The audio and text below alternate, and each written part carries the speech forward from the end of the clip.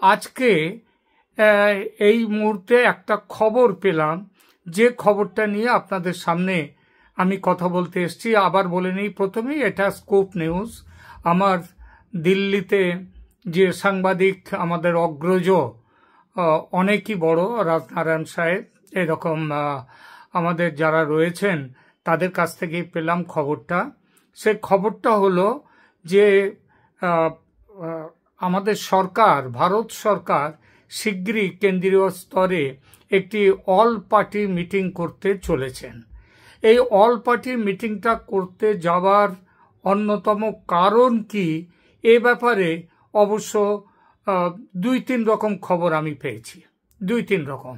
যেমন একজন বললেন যে এই খবরটা হচ্ছে ভারত আবার, এটা আমাদের যে অপারেশন সিন্দুর হয়েছিল তার পরবর্তী সময়ে আপনারা জানেন যে গত পরশুদিন মায়ানমারে, সেখানটায় যে উলফা বা আলফা যেটাই বলুন, তাদের যে ইন্ডিপেন্ডেন্ট, তাদের এতে সন্ত্রাসী ঘাঁটিতে আক্রমণ করেছে। NSCN-K, যেটা নাগাদের জঙ্গি সংগঠন, তাদেরও মায়ানমার বাংলাদেশের বর্ডারে, এমনকি মায়ানমারের অনেকটা ভেতরেও ঢুকে পরবর্তী সময় কালকে পরশুদিন, গত 2 দিন ধরে মাঝে মাঝেই সেখানে ড্রোন অ্যাটাক হয়েছে, মিসাইল অ্যাটাক হয়েছে। বললেন যে এই ব্যাপারে আরও বড় কিছু একটা রাস্তায় ভারত যেতে চাইছে এবং সেজন্যে সমস্ত রাজনৈতিক দলের সাথে, তাদের সাথে একটা খুব বৈঠক করতে চলেছে সমস্ত ব্যাপারগুলো নিয়ে। এটা একটা যেমন, তেমন আবার অন্য দিক দিয়ে একটা খবর পেলাম, সেটা হচ্ছে যে বাংলাদেশের ব্যাপারে বড় কোনো ব্যবস্থা নিতে চলছে, বড় কোনো ব্যবস্থা ভারত নিতে চলেছে। এই বড় কোনো ব্যবস্থাটা কি, এটা নিয়ে কিন্তু আমার মনে বেশ কিছু প্রশ্ন আছে। তার কারণ বড় কিছু ব্যবস্থা মানে তিনি বললেন হয়তো বাংলাদেশের সাথে যুদ্ধ করার ব্যাপারেও ভারত কিছু চিন্তা ভাবনা করছে। আমার কিন্তু সেটা মনে হয় না। তার কারণ ভারত কিন্তু ফুল ফ্লেজেড বাংলাদেশের বিরুদ্ধে যুদ্ধ করবে না, এটা আমার স্পষ্ট বিশ্বাস। এবং বিভিন্ন সূত্রে খবর পেয়ে, কথা বলে যেটুকু জেনেছি, ভারত বাংলাদেশের বিরুদ্ধে যে যাকে বলে পুরোদমের যুদ্ধ যেটাকে বলে, সেটা করবে না। করতে পারে কি, যেমন করেছিল পাকিস্তানের ক্ষেত্রে, সেটা হচ্ছে সন্ত্রাসী ঘাঁটিগুলো গুড়িয়ে দেয়া। বাংলাদেশেও বেশ কিছু সন্ত্রাসী ঘাঁটি তৈরি হয়েছে এবং তাদের খবর ভারত সরকারের কাছে আছে। তারা চেষ্টা করছে যাতে এইখান থেকে আক্রমণ করে, যাতে ভারতে নানা সন্ত্রাসবাদী আক্রমণ তারা ঘটাতে পারে। তাদেরও যুদ্ধ করার কোনো ক্ষমতা নেই, সেই ইচ্ছাও নেই। তারা সন্ত্রাসবাদকে প্রশ্রয় দিতে পারে, দেওয়ার জন্য ভারতের বিভিন্ন জায়গায় তারা হাঙ্গামা তৈরি করতে পারে। এটা একটা সম্ভাবনা। আর একটা যে সম্ভাবনাটা আমার মনে এসছে, আমি আলোচনা করেছি কয়েকজনের সঙ্গে, সেটা হচ্ছে মানে যে যুদ্ধ করতে গেলে, যুদ্ধ করার আগে এত লোকজন জানিয়ে যুদ্ধ করার নিয়ম কোথাও নেই। আপনাদের মনে আছে অপারেশন সিন্দুরের আগেও কোনো যুদ্ধ কিন্তু অল পার্টি মিটিং হয়নি, কারণ সেখান থেকে খবর বাইরে চলে যাওয়ার সম্ভাবনা থাকে। সেই জন্য যুদ্ধ করবার জন্য অল পার্টি মিটিং হচ্ছে আমার তা মনে হয় না। আমার অল পার্টি মিটিং হওয়ার যে একটা বড় কারণ, লাস্ট একটা গত বছর আগস্টে একটা অল পার্টি মিটিং হয়েছিল, যেটা হচ্ছে আমাদের বাংলাদেশের যে তৎকালীন প্রধানমন্ত্রী শেখ হাসিনা ভারতে চলে আসবার পর, তিনি ভারতে যখনই চলে এলেন তারপরে অল পার্টি মিটিং একটা হয়েছিল এবং সেখানে ভারতে তাকে আশ্রয় দেওয়ার এবং তার ব্যাপারে সমস্ত ব্যাপার নিয়ে সেখানে আলোচনা হয়। সবাই সেখানে মতামত দেয়। ভারত সরকারের যে ব্যবস্থা নিয়েছিল সেই ব্যবস্থাকে তারাও সমর্থন জানায়। এবারও আমার মনে হয় যে আমাদের এশিয়া, সাউথ এশিয়া এবং বিশেষ করে এই বাংলাদেশ, মায়ানমার ইত্যাদি এই যে অঞ্চল জুড়ে ভারত, পাকিস্তান অবশ্য সাউথ, এই অঞ্চল জুড়ে যে একটা বড় জিওপলিটিক্যাল একটা ডেভেলপমেন্ট হচ্ছে, সেই ডেভেলপমেন্টের জন্য আমার মনে হয় ভারত এমন কিছু করতে চলেছে যার জন্যে সরকারের তরফ থেকে অল পার্টি মিটিং ডেকে সেখানটায় করা হয়েছে। আমার দৃঢ় ধারণা, যেমন শেখ হাসিনা আসবার আগে, শেখ হাসিনা মানে ভারতে আসবার পরেই যেভাবে অল পার্টি মিটিং হয়েছিল। এবার আমার কেন জানি না মনে হচ্ছে যে অল পার্টি মিটিং এবার হচ্ছে সেটা বাংলাদেশে শেখ হাসিনা আবার ফিরে চলে যাবেন, তার জন্যেই যেহেতু তাকে এখানে আশ্রয় দেওয়া হয়েছিল ইত্যাদি সমস্ত ব্যাপারটা, সেটা ওখান থেকে বাংলাদেশ থেকে তারা নিয়ে এসেছিল শেখ হাসিনাকে আর্মি বিমানে করে, তাদের সেনা বিমানে করে নিয়ে এসেছিল। কিন্তু এবার এখানে ভারত কিভাবে পাঠাবে সেই ব্যাপারে, কারণ তখন তো তিনি এসে গেছেন, তাকে রাখা হয়েছিল, কিন্তু এখন তিনি যে ফিরে যাবেন এই যাওয়াটার ব্যাপারে সমস্ত সাংসদদের এবং সমস্ত দলের মতামত নেওয়ার জন্যেই এই মিটিংটা হচ্ছে বলে আমার ধারণা।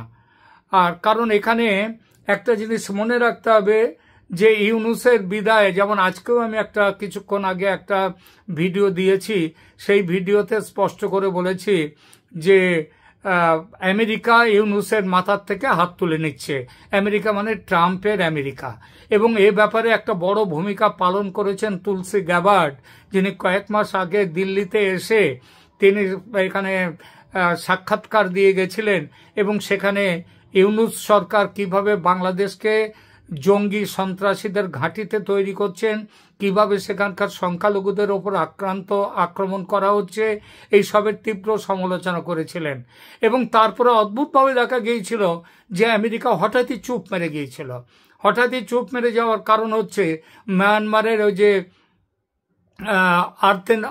রেয়ার আর্থ ম্যাটেরিয়ালস যেগুলো খুবই দামি, সেগুলো নেয়ার জন্যে তারা মিয়ানমারের ওপরে আক্রমণ চালিয়েছিল। এই আক্রমণটা চালাবার প্রথম ছিল, আপনাদের মনে আছে যে বার্মা অ্যাক্ট নামে অ্যাক্ট করেছিল বাইডেনের সরকার, এবং সেখানে মায়ানমারের যে এখন আর্মি জুন্টা সরকার আছে তার বিরুদ্ধে ব্যবস্থা নেওয়ার অনেক ব্যবস্থা করেছিল, স্যাংশন দিয়েছিল। ট্রাম্প এসে সেই স্যাংশনকে আরও বাড়িয়ে দেয়, এবং শুধু বাড়িয়ে দেন, শুধু তাই নয়, তারা সেখানটায় মায়ানমারকে দখল করে, অন্তত মায়ানমারের ওই যে কাচিন প্রদেশ আরাকান আর্মির সাথে যোগাযোগ করে মায়ানমার থেকে চীনা প্রভাব কমাবার জন্যে আমেরিকা অনেক রকম চেষ্টা করেছিল।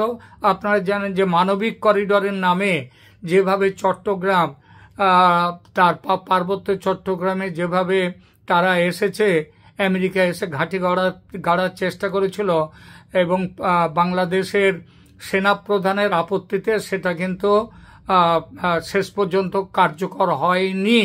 সেটা আপাতত যা খবর পেয়েছি সেটা হচ্ছে আমেরিকার প্রশাসন আপাতত সেই যে ছিল মানবিক করিডোরের নামে ওখানে সৈন্য ঘাঁটি স্থাপনের প্রচেষ্টা থেকে পিছিয়ে গেছে।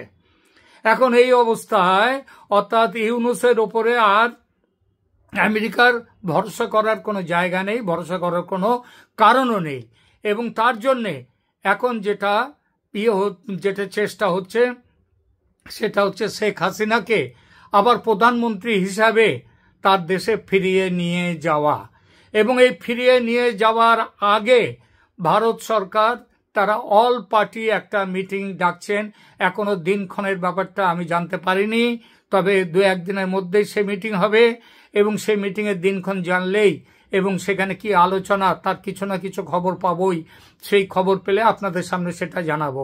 আপাতত যা মনে হচ্ছে তাতে খুব শিগগিরই শেখ হাসিনা তার দিল্লির পাট চুকিয়ে তিনি বাংলাদেশে তিনি রওনা দেবেন। এবং এই রওনা দেওয়ার জন্যে যে প্রস্তাবগুলো এসেছে যে কিভাবে তিনি বাংলাদেশের সেনাবাহিনী তার সাথে ভারতীয় সেনাবাহিনীরও ইতিমধ্যে যোগাযোগ হয়ে গেছে। আজকে যে সেনাপ্রধান ওয়াকারুজ্জামান বিভিন্নভাবে আমেরিকার বিরোধী কাজ করবার কথা বলছেন, সে কথার পেছনেও এইটাও একটা বড় কারণ যে ভারতীয় সেনার সাথেও তার কথা হয়ে গেছে। এবং কিভাবে শেখ হাসিনা এই মুহূর্তে, সেগুলো তার পুরো ডিটেলস আমি পাইনি, সুতরাং এই ব্যাপারে কল্পনার আশ্রয় আমি নিতে চাইছি না।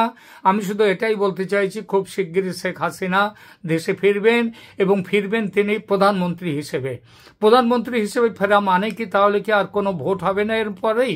না, সে ব্যাপারেও একটা কথা সেটাও শুনতে পাচ্ছি, সেটা হচ্ছে শেখ হাসিনার আওয়ামী লীগ যে তারা এখনো দেশের সব থেকে বড় রাজনৈতিক দল, এবং সেই দলের পেছনে যে বাংলাদেশের সমস্ত মানুষের, বেশিরভাগ মানুষের, অধিকাংশ মানুষের, সংখ্যাগরিষ্ঠ মানুষের সমর্থন যে সেই দলের পেছনে আছে, সেটা প্রমাণ করবার জন্যে আগামী অন্তত 6 মাসের মধ্যে হয়তো ভোটের মুখোমুখি হতে পারেন শেখ হাসিনা, এবং সেই ভোটটা হবে কিন্তু আন্তর্জাতিক নজরদারির মধ্যে।